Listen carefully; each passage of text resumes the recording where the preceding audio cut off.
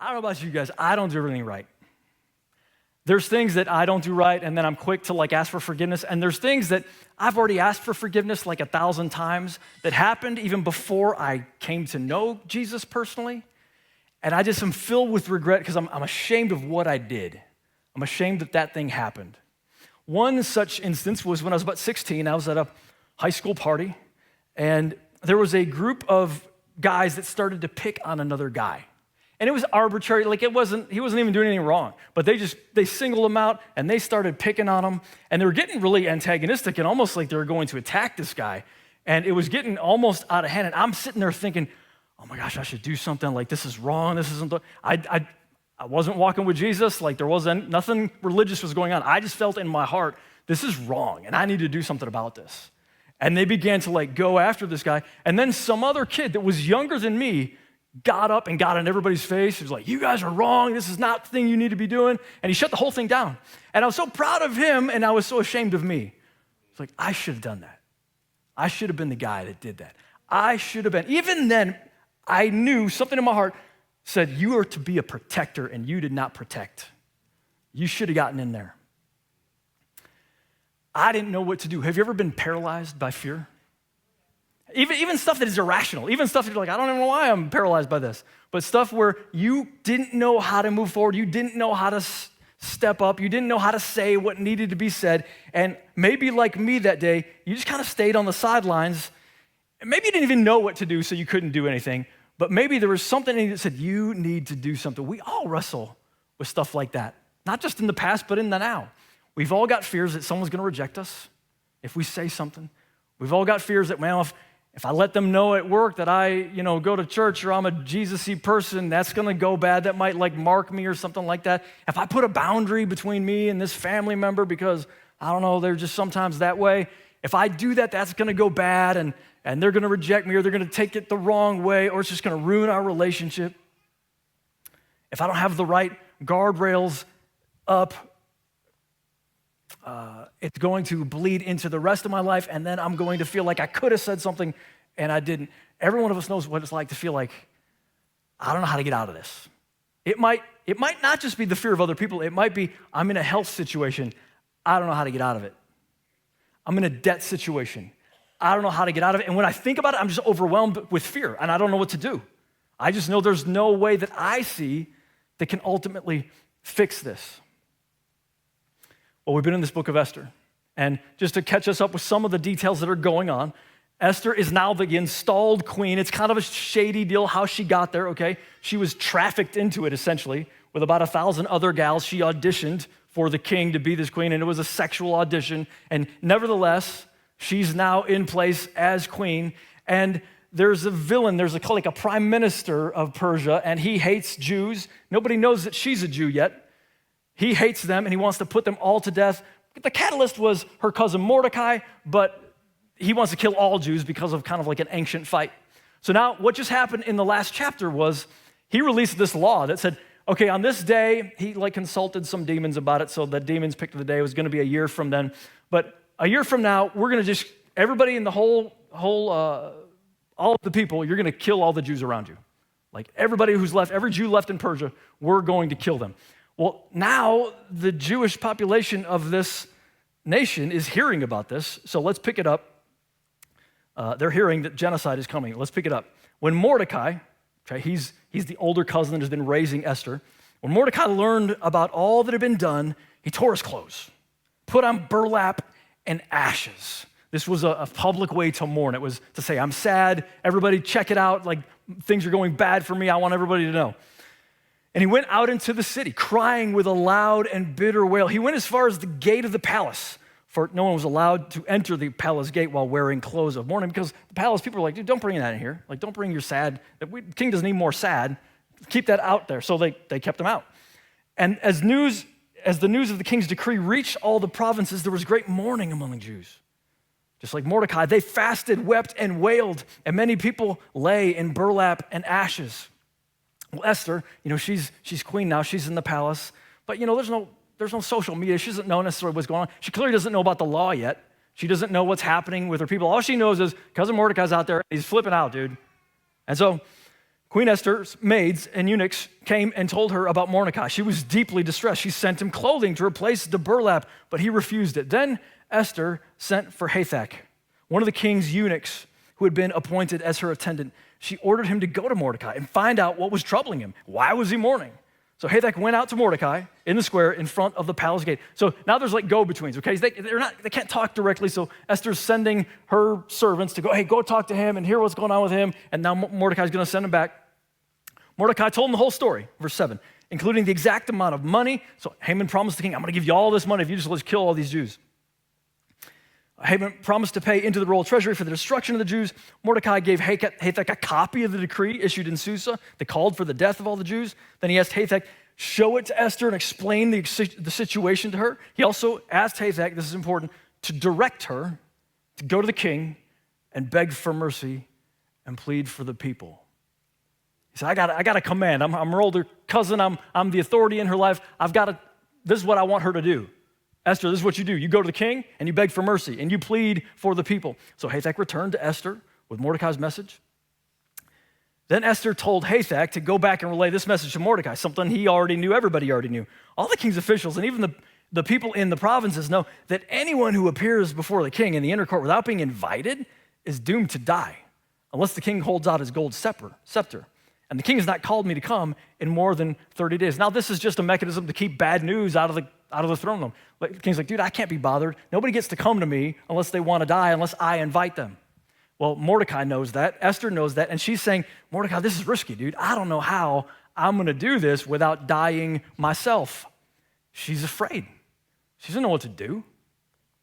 Just like many of us, we wouldn't know what to do. I've never encountered this before. I don't know what to do. So Hathach gave Esther's message to Mordecai. Mordecai sent this reply to Esther. Don't think for a moment that because you're in the palace, you will escape when all other Jews are killed. If you keep quiet at this time, now here's Mordecai talking about God. Deliverance and relief for the Jews will arise from someplace because he still believes in the covenantal God. He still believes the God of their fathers, Abraham, Isaac, and Jacob, is still, even though they're in exile, even though they committed all these sins that got them kicked out of their own land, that God is still watching them. He made promises to them. He's going to preserve us, Esther, but if you don't step up to your responsibility right now, it might not go well for you. Deliverance and relief for the Jews will arise from someplace, but you and your relatives will die. Who knows if perhaps you were made queen for such a time as this, for such a time as this. And that's the whole title of the series, for such a time as this. And is it possible that you and I are where we are right now for such a time as this? We've talked about this. This is a lot in the book of Esther, but it's depicting God's sovereignty. God's sovereignty means it's the ways that he works in the background to use events and people's decisions and even people's sinful decisions to bring about what he wanted to do anyway. He's bringing about his will. So Esther thinks about this. Okay, we're going to watch what happens to Esther now. She gets this word, and there's something about those words that convict her. Like, it grabs her heart. She's like, Mordecai's right. Verse 15. Then Esther sent this reply to Mordecai. Go and gather all the Jews of Susa and fast for me. Do not eat or drink for 3 days, night or day. My maids and I will do the same. And then, though it is against the law, I will go see the king. If I must die, I must die. So Mordecai went away and did everything as Esther had ordered him.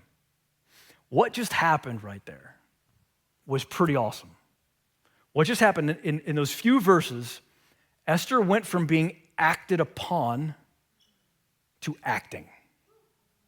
She went from being a victim to being a catalyst. It was Mordecai's advice, but it was also her reflection on it. And she decided, here's what we got to do. And she begins to say, this is what we've got to do. So our shift from victim to catalyst, whatever we got going on, whether we're afraid of, whatever's like overwhelming, whatever we can't get past, we can be like Esther started. And she was a real victim. It's not like we're just claiming a victim mentality. She was a real victim. But like her, we can go from, yeah, this really did go wrong. This isn't what I want. This isn't what I like. But I'm going to be a catalyst for positive change right here, right now. The shift from victim to catalyst requires, number one, a reminder of responsibility. A reminder of responsibility. Verse 14, who knows if perhaps you were made queen for such a time as this? And Mordecai is saying, and God is saying through Mordecai to Esther, this is on you. this is on you. You have a responsibility here. And Jesus does that for us. He sends us little reminders. It might be through reading God's word. It might be through coming to or watching a Fierce service or listening to some podcast. It might be something that a friend says, but he reminds you, hey, you might be forgetting. And he's not mad about it. He's just saying, you have a responsibility here. There's something, you're not totally without options. There's things you could do, and I want to focus you on those things now. God used Mordecai to remind Esther of her responsibility. And this girl she's kind of now doubly trapped. Remember, she was trapped at the beginning. She's brought into this process where she's part of the queen audition. But now she's kind of trapped in a different way. She's trapped in the palace, and she's like, I'm nobody. What can I do? The king doesn't even talk to me for 30 days. What should I do? She's in a higher place, and she decides, well, there is stuff I can do. Just like us, guys, let's see this. She didn't ask for this. She didn't ask for this responsibility. Even so, she's accountable to do something. She didn't ask for it, but she's accountable. God has arranged sovereignly. He's made her the queen of Persia. He's put her at this particular time in history. He's even put her in the king's bed. He's arranged all this so that she could be part of God's process of keeping the promise of the Messiah through the chosen, promised people. She's a part of the story, or she gets to choose to at least, and she chooses to be a part of it. Now I'll give you you could just read ahead. It's gonna work eventually, okay? Like her decision to do this is going to ultimately lead to a turnover of the whole deal, and they get out of it, and it is the solution, but if that's not in today's text, so we should just know that's coming. But you and I all need reminders. We need reminders of our responsibility. We need people in our lives that will call us higher, that would say, hey, I know you know this, everybody knows this, but sometimes we just need to hear it again. Your family matters, dude. Like time with your family, you gotta get that. You gotta make sure that's a priority. Your soul matters. Like you gotta make sure that thing's up to date. You gotta check in with Jesus. Like it matters, you have a responsibility here. Your family, your work situation, your commitments, the things you've already said you were gonna do, that it matters that you honor your integrity. See, every one of us has been given gifts and opportunities and positions, and they may not be the ones that you want, but they're the ones that you have. And God says, you may have some responsibilities here. There's things that I'm asking you to do, and I want you to do them. Now, Esther couldn't have always done them, so we can't always do everything that maybe we could do later on in life or at a different season earlier in life. Esther was once not queen, and there's nothing she could have done about it, but now she is, and now she can take action. And let's own, guys, she went through some real trauma. She went through some stuff that most of us could not even imagine. Like we couldn't imagine being taken out of our homes, and we're never gonna be back. We're either gonna be the queen, or more likely we're gonna be a concubine for the rest of our lives. That's what happened to her. Check this out.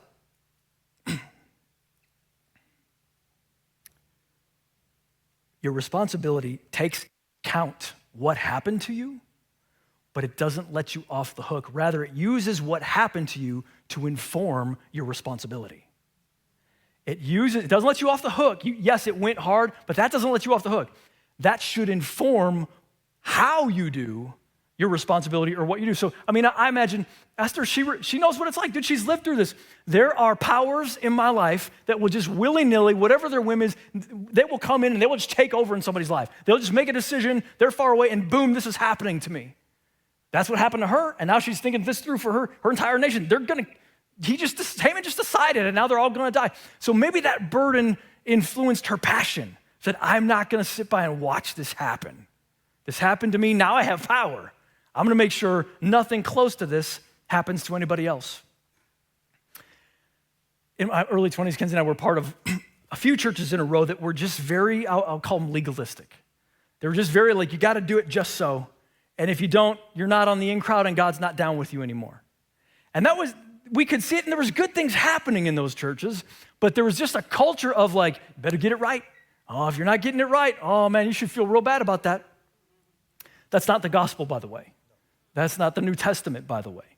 In fact, that contradicts entire books like Galatians in the New Testament. However, we could taste that it was wrong, but we didn't have an opportunity to do anything about it.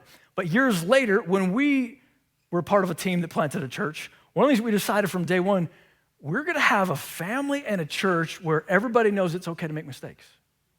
Because you're gonna make mistakes anyway. And we'd rather have our mistakes draw us to Jesus than push us away from the very God that will take away that guilt. Something bad happened to us in some senses, and we decided we're never gonna be a part of this again. We're gonna change how it goes. That's what I mean by Esther had something bad happen to her, but she still may have used that to bring about good. And your thing that went wrong for you, no one is saying it didn't happen. No one is saying God isn't grieved about what happened. But that doesn't mean you don't have to do anything about any evil that you're seeing. We need to oppose evil and stand for good no matter what is going on, with his help, obviously. So that means it matters how we engage online. It matters how we respond to authorities. It matters how you discipline your kids, and depending on the stage of life that they're in. It matters how we use our money. It matters like how healthily we treat our bodies. All of it matters. We have responsibilities here. It matters that we seek to be as wise as we possibly can. It matters that we seek to pursue God and get closer to God and not just be like, I probably don't really need this as much as they say I do. It matters that you and I take responsibility for the gospel going forth in the earth.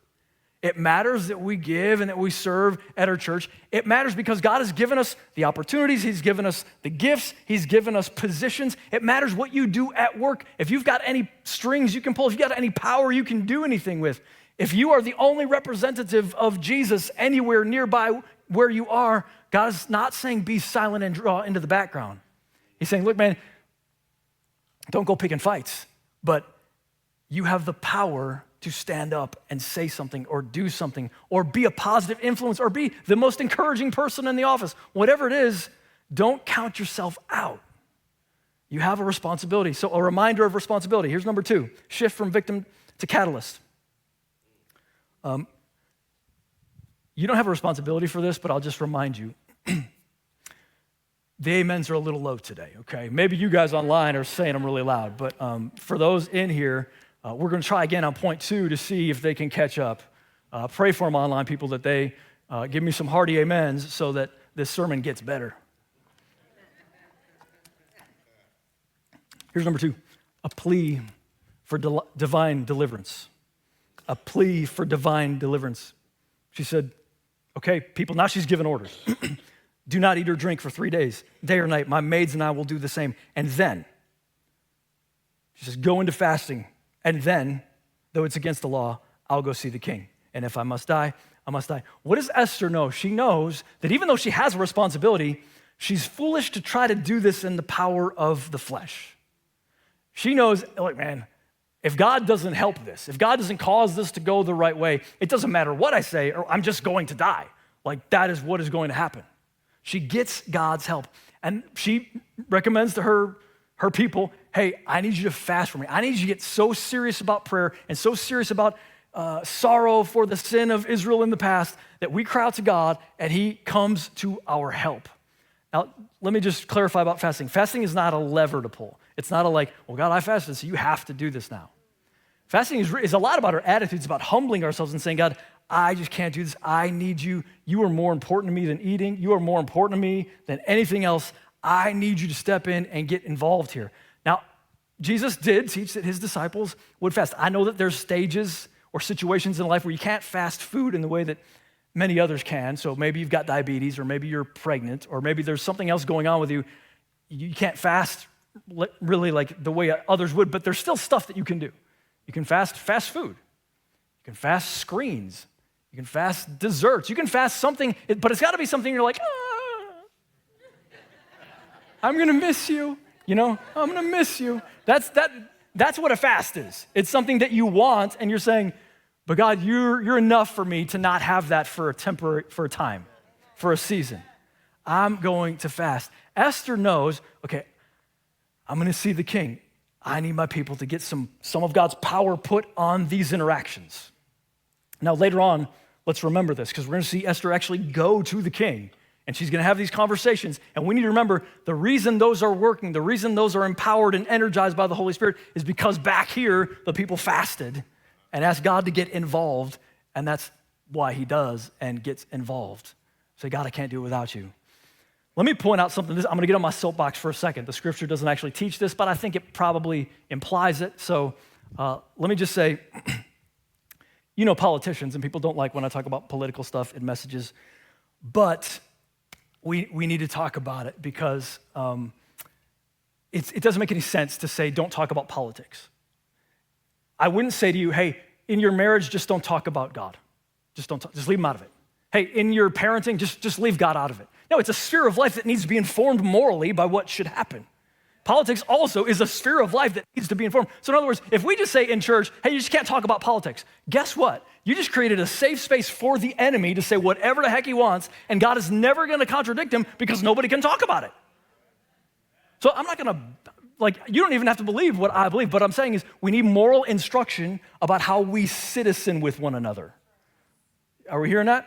So here's my pitch to you, is that by only having politicians that talk, and that's why we have representatives, right? Like we're here in Grays Lake and we say, okay, politician, representative, go to Washington and represent my interests and tell them what I would want, and that's what we'll all do, hopefully, at least with regard to here.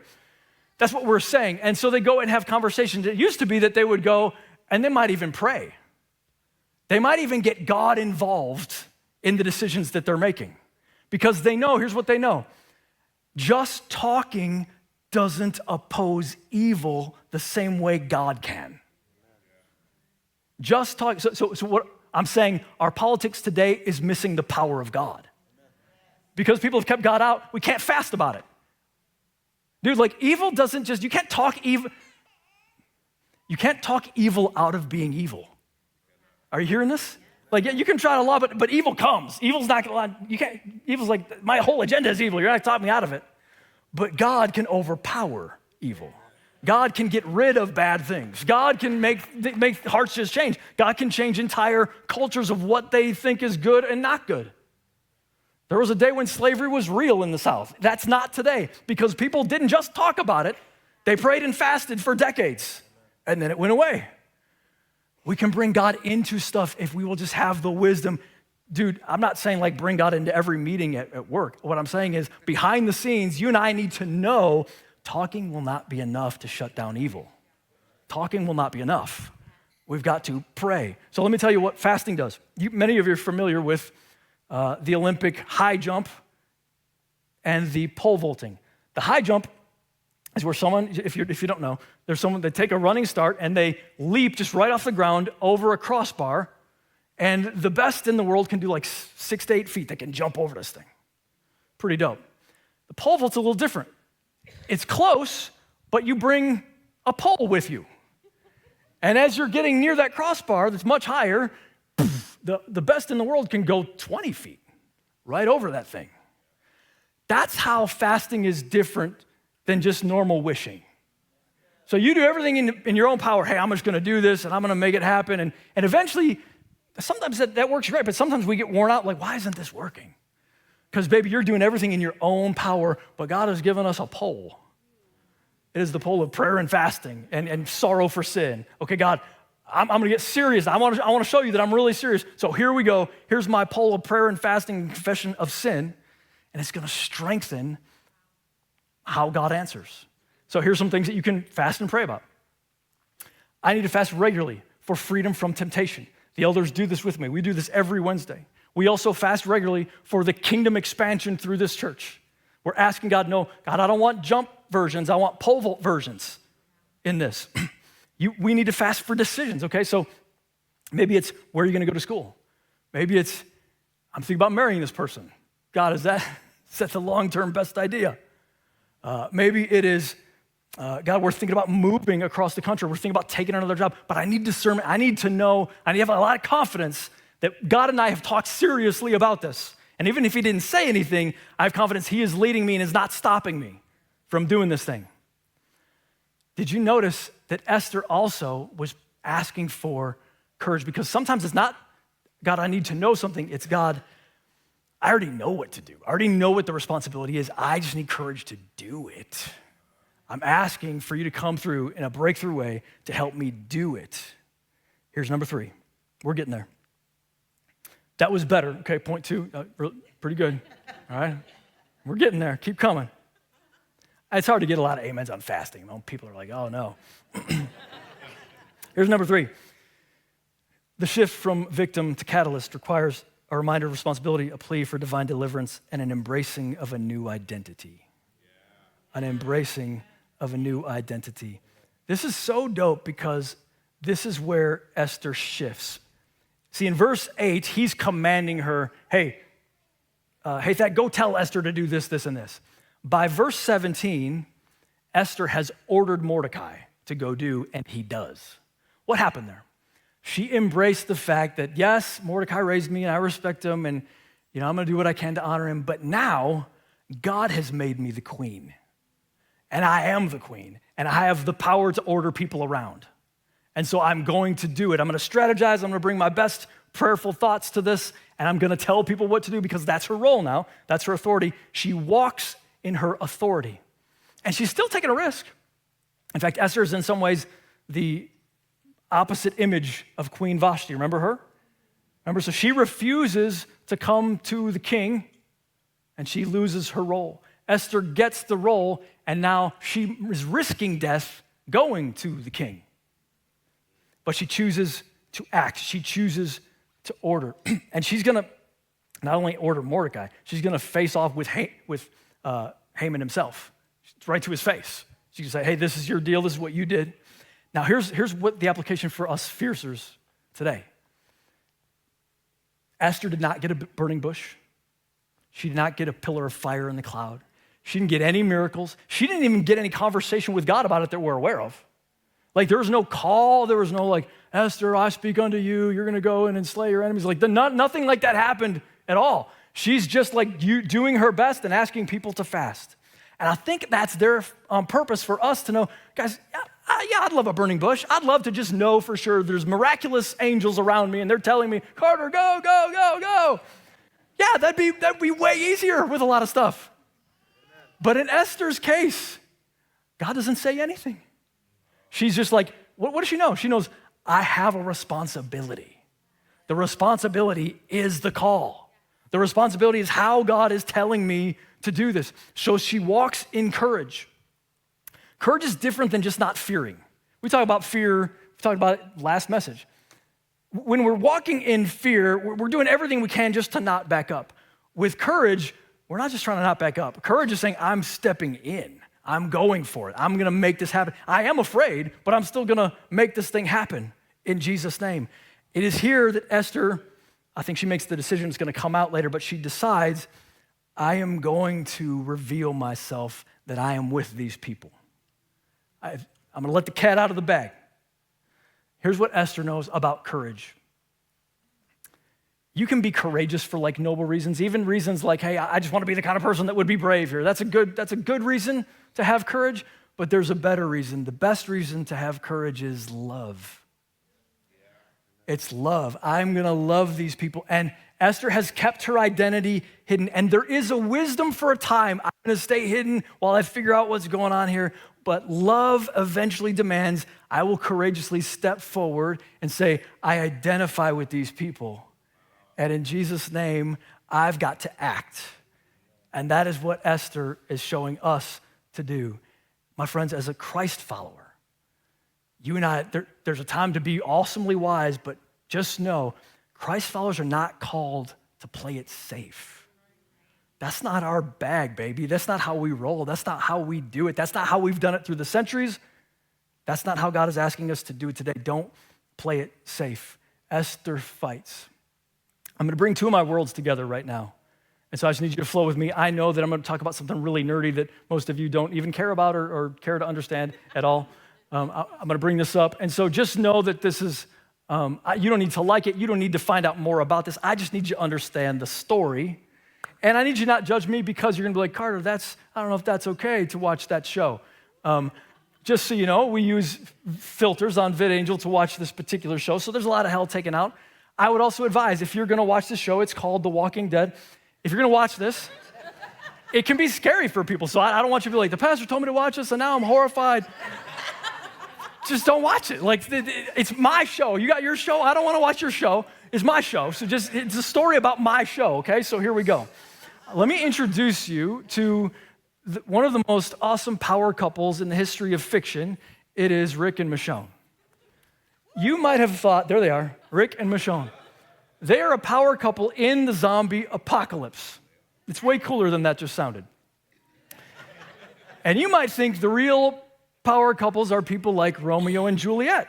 And I'll just tell you, dude, I don't think they'd last 10 minutes in the zombie apocalypse. Those two are just going on and on and on and on, and then they just get eaten. That's what happens to them. But these two fall in love, and they take responsibility for the people around them to lead. And as they go throughout the series, I'm going to give away a spoiler. Hey, man, that show started in 2010, okay? There's been a lot of time to go through this. It's also, it's on Netflix. It's not hard to get to this thing, okay? They're going through a real low point. There's a guy named Negan and his people, and they've come in, and they've essentially instructed Rick and Michonne and their people, hey, if you don't bring us a certain amount of food and supplies with regularity, every time you're short on what we want you to bring us, we're just going to kill you. Now, in the zombie apocalypse, you have to bring people, you have to go find stuff because everyone's already eaten all the stuff and you got to forage and there's no factories, nobody makes anything. And so they're under this burden for like an entire season. If we don't get Negan what he wants, he's just going to kill one of our people. And Rick goes from leader to appeaser. He's so scared of what Negan might do to his people that he stops acting. And he and Michonne, his good woman who speaks a good encouragement to him, just like a good woman does, she speaks a good encouragement to her husband. She pulls him aside and she says, Rick, this isn't who we are. I know that it's scary. I know that, you're afraid that they're gonna get hurt, but this is not who we are. We fight. And they do, they're hardcore, and they've given up for that for a minute. But she reminds him, dude, you're living out of the wrong identity. You're just trying to be the appeaser. I need us to become, again, the power couple that is willing to fight for others and save them. That's who we need to become. And my friends, I want to challenge us, like Rick and Michonne. It is your time. For such a time as this, you were put on this earth, you were put in the place that you are. And I would just challenge you, it is not time to be an appeaser. It is a time to stand up for what is good, to oppose evil, to care about people enough to say, I might get hurt with this, but I'm gonna go forth and do it anyway because it's my time on earth, like Esther, to do whatever I can. I can't do everything, but in my sphere, I can do what I can do. And I'm gonna do that thing because we fight. God calls us certain things in the Bible. See, when we come to Christ, you're no longer who you were. Even though you sometimes act the way that you used to, you now have a new identity. You are a son or daughter of the King. That means even though sometimes you and I are dishonest, Jesus is the spirit of honesty. So because he's the spirit of honesty, that means the spirit of honesty is on the inside of me. That means it's not just that I'm occasionally honest. In Jesus' name, I am an honest representative of the King of heaven. So that's why I'm gonna be honest. I don't just give, I'm a giver because God's a giver. I don't just work, I'm God's excellent worker because that's what God is. I'm not just gonna give up because God is relentless and tireless and he just keeps going. Yes, when you get slapped in the face down, I know it's hard, but we get up because we don't appease. We fight, we believe again. So I would encourage you to name what is the aspect of God's character that needs to rise up in you today. This is, I am this God's son or daughter. I don't respond in fear, I don't run. I don't act in unwisdom, but I don't back down. I do what God has made me to be. Because of the cross, because of God's sovereignty, we can trust whatever you do, dude, it's all within God's sovereignty. He's got your back. It's gonna be okay. You're gonna be just fine. It's okay to take that risk just like Esther did. And he might not fix it right away. It might be that you don't even live to see exactly how he resolves that, but you can trust that he is good. Esther says, if I perish, I perish. Sometimes in the Bible, for those that don't know this, there's a person that is a lesser picture of who Jesus is. And Esther is that. She says, if I perish, I perish. And Jesus says, I will perish so you can live. I will perish so you can live. And Mordecai says, deliverance will arise from somewhere. And Jesus is the Son of Righteousness that rises with healing in his wings. The ultimate balm, the ultimate cure, the ultimate medicine that we all need is Jesus. Hope is in Jesus. Our courage is in Jesus. Our deliverance is in Jesus. Do you need to trust Jesus with your stuff today? Do you need to push it across the table and say, Jesus, you're enough. Like, you're smart. You know what you're doing. I'm going to do my best to be brave. If you do, I want to invite you to trust him again. We're going to pray that after communion here in a second. But there's others of you who you don't know, man. You don't know about the Jesus thing. In fact, you don't necessarily know what the big deal is. Why do I need this crutch? Why do I need this Jesus help? If that's where you are, let me give you a friendly challenge. You can take it or leave it. The friendly challenge is ask Jesus to bring conviction for your sin. We're so sinful, guys, we don't even feel our sin sometimes. Say, Jesus, if this is really real, because Jesus looks like a great idea for the person that knows that they're a sinner. When you know, like, oh my gosh, I'm way worse than I thought. Jesus starts to look really good because he'll take your place. He's like, yeah, I know, take me. I'll get rid of that. If you don't have that softness, though, to know that you've betrayed a holy God, that's something he can give. You just have to ask for it. And he will. So test him in this and see what he does. I promise, if you're honest, he'll come meet you in it. Hey, thanks for tuning in today. If God has used the ministry of Fierce in your life, please consider paying it forward with a financial gift at fierce.church/give. If you want more resources like this, check out all of our channels at YouTube, TikTok, and Instagram. Check out our podcasts, and check out our blog at fierce.church/blog. If you haven't already, please consider sharing this to help people you know take their next step. We'll see you next time.